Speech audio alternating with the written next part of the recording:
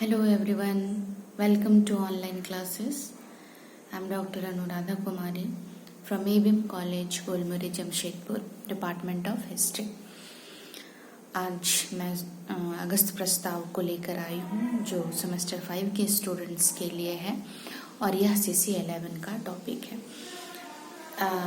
अगस्त प्रस्ताव यूँ कहें कि पूरे मॉडर्न हिस्ट्री ही बहुत ही मज़ेदार है और ये अगस्त प्रस्ताव को भी आप समझिए क्योंकि इसे भी बहुत ही आसानी से और बहुत ही मज़ेदार ढंग से समझा जा सकता है।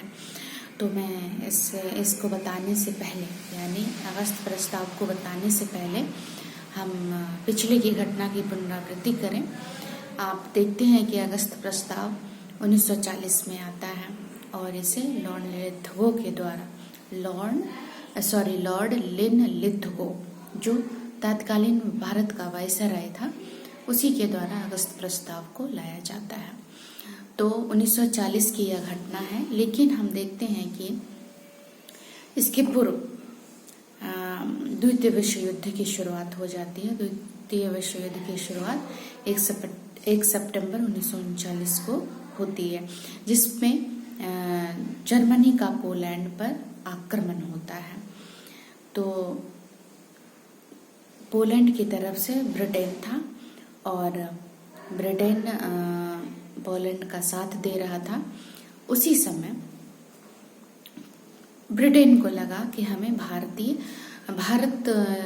हमारा अपना वैश्विक राज्य है तो हम भारत से सहायता ले सकते हैं, लेकिन भारत यहीं पर न जर्मनी का साथ देना चाहता था ना ही ब्रिटेन का साथ देना चाहता था। वह ऐसे कंडीशन में किसी का साथ नहीं देना चाहता था क्योंकि प्रथम विश्व युद्ध के दौरान भी यही घटना होती है। उस समय भी जो ब्रिटिश अधिकारी होते हैं वो भारतीयों को सेना के रूप में शामिल कर लेते हैं और बदले में उसे कुछ नहीं मिलता है। तो ऐसी परिस्थिति को वह पहले भी भांप चुका था कि सिर्फ लॉलीपॉप दिखाया जाता है ब्रिटिश अधिकारियों के द्वारा, लेकिन भारत को और भारतीयों के लिए कुछ वैसा कदम नहीं उठाया जाता है जिससे भारतीयों को साथ देने का या फिर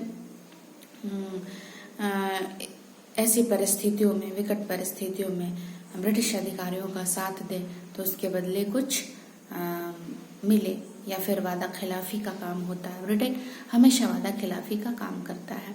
वो अपने वादे के हिसाब से भी उसे कुछ नहीं दे पाते। हम देखते हैं कि 1919 में जब खिलाफत आंदोलन होती है किया जाता है 1919 में, और उसके मतलब 1914 से 18 के दरमियान ही प्रथम विश्व युद्ध होता है जिसमें ब्रिटिश अधिकारी भारतीयों को शामिल कर लेता है और कहा जाता है कि आपको ये सारी चीज़ें मिलेंगी, लेकिन मिलने को कुछ नहीं मिला। तो उससे भारतीय खफा हुए थे। फिर वही सेम कंडीशन अगस्त प्रस्ताव के समय भी होता है।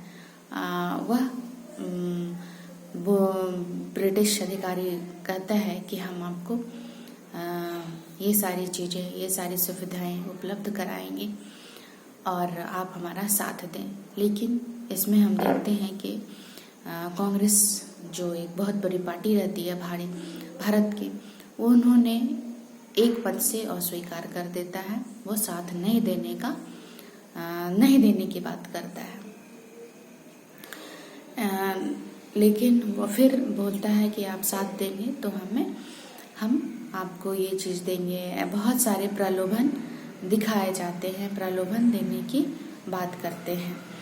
और वैसे कंडीशन में हम देखते हैं कि भारत में 8 जो जगह है, 8 प्रांत में कांग्रेस मंत्रिमंडल ने इस्तीफा दे दिया क्योंकि कांग्रेस की सरकार जो विधानमंडलों तक की जो सरकार थी वहाँ तक कांग्रेस की सरकार चल रही थी।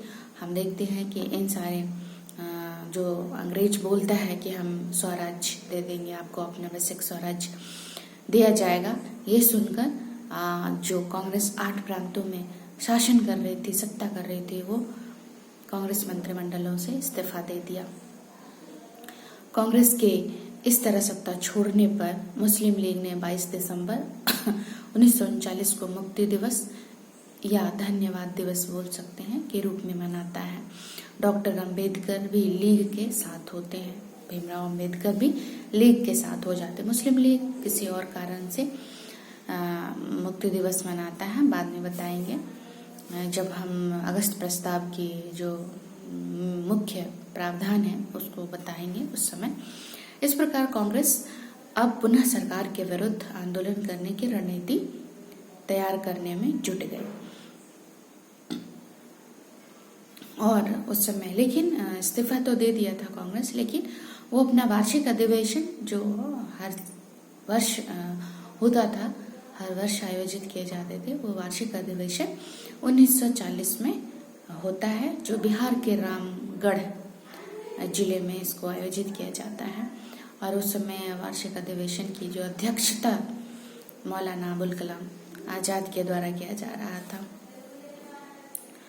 और उन्होंने इस वार्षिक अधिवेशन जब वो कर रहे थे उस समय कहा कि केंद्र में हमें अंतरिम राष्ट्रीय सरकार की स्थापना करने दिया जाए। वो अभी तक तो प्रांत में ही थे, प्रांतीय विधानमंडलों तक ही उनकी सरकार थी, लेकिन अब उनकी मांग है कि हम केंद्र में अंतरिम सरकार की गठन करेंगे, तब हम द्वितीय विश्व युद्ध में आपका साथ देंगे। वो ब्रिटिश या ब्रिटेन के लोगों से ऐसा वादा किया कि हम एक ही शर्त पर आपका साथ देंगे, जब आप हमें केंद्र में अंतरिम सरकार बनाने देंगे, तभी हम द्वितीय विश्व युद्ध में साथ देंगे। लेकिन ब्रिटेन के जो अधिकारी हैं या फिर लॉर्ड लिथगो जो वाइसराय है भारत का, वो उन्होंने इसको अस्वीकार कर दिया और उन कांग्रेस के लिए उन्होंने पूरे भारत के लिए कहें तो उसने 8 अगस्त 1940 को अगस्त प्रस्ताव को रखा और उसके समक्ष जो निम्नलिखित प्रावधान थे वो 5 बिंदुओं पर उन्होंने चर्चा की। उनके जो 5 बिंदु थे वो इस प्रकार थे, आप इसे सुनेंगे और किस तरह फिर कांग्रेस हो या फिर मुस्लिम लीग हो या भारत में जितने भी छोटे बड़े पार्टी के लोग थे, सभी ने इसको अस्वीकार कर दिया। तो उनका जो पहला प्रावधान था, उनकी जो पहली बातें उन्होंने अगस्त प्रस्ताव के माध्यम से रखा वो ये था कि औपनिवेशिक स्वराज्य या औपनिवेशिक सरकार की स्थापना करेंगे। अगस्त प्रस्ताव में लॉर्ड लिथगो ने कहा कि हम भारत में औपनिवेशिक सरकार की स्थापना करेंगे और यह एक संविधान निर्मात्री संस्था होगी जो भारत को संविधान बनाने में सहायता करेगी या संविधान बनाने में इसे संविधान बनाने के क्रम में इस संविधान निर्मात्री संस्था से बहुत कुछ सहायता मिल सकती है, हेल्प मिल सकती है। लेकिन इसे कांग्रेस हो या मुस्लिम लीग हो, सभी दल या पार्टी के लोगों ने, यूनियनिस्ट पार्टी हो, वो सभी ने इसको अस्वीकार कर दिया। दूसरी बात जो लॉर्ड लिथगो के द्वारा या अगस्त प्रस्ताव के द्वारा जो रखा गया वो ये था कि वाइसराय की कार्यकारिणी परिषद का विस्तार करेंगे। वाइसराय की जो कार्यकारिणी परिषद है उसका हम विस्तार कर देंगे और उसमें भारतीयों को भी शामिल रखेंगे, ताकि हम भारत में जो कार्यकारिणी विस्तार करेंगे उसमें भारतीयों के लिए भी बहुत सारी बातें होती है, भारतीयों के हित की बातें की जाती है, जिसमें भारतीयों को शामिल करेंगे, भारतीयों को रखेंगे, तब हम कार्यकारिणी परिषद के तहत से हम कोई भी बात भारत के समक्ष रख पाने में हमें सुविधा होगी। लेकिन इसे भी अस्वीकार कर दिया गया। तीसरी बात थी अल्पसंख्यकों की स्थिति को मजबूत किया जाए। अब अल्पसंख्यक, यहाँ तो मुस्लिम लीग का सपोर्ट हो रहा है, मुसलमानों या फिर अल्पसंख्यक जो भी थे उनको सपोर्ट किया जा रहा है, लेकिन मुसलमानों को मुस्लिम लीग कहें तो उनको तो कुछ और चाहिए थी, इसलिए उन्होंने इस अल्पसंख्यकों की स्थिति को मजबूत करने का जो प्रस्ताव रखा उसे अस्वीकार कर दिया, क्योंकि मुसलमानों को उस समय तक उनके मन में दो ही राष्ट्र की भावना आ गई थी, और वो एक हिंदुस्तान और दूसरा पाकिस्तान।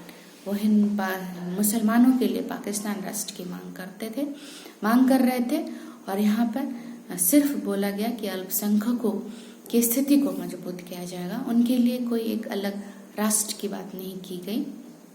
इसलिए वो खफा थे और इसको भी अस्वीकार कर दिया। भारत में सभी दल को बुलाकर संवैधानिक समस्या पर चर्चा की जाएगी।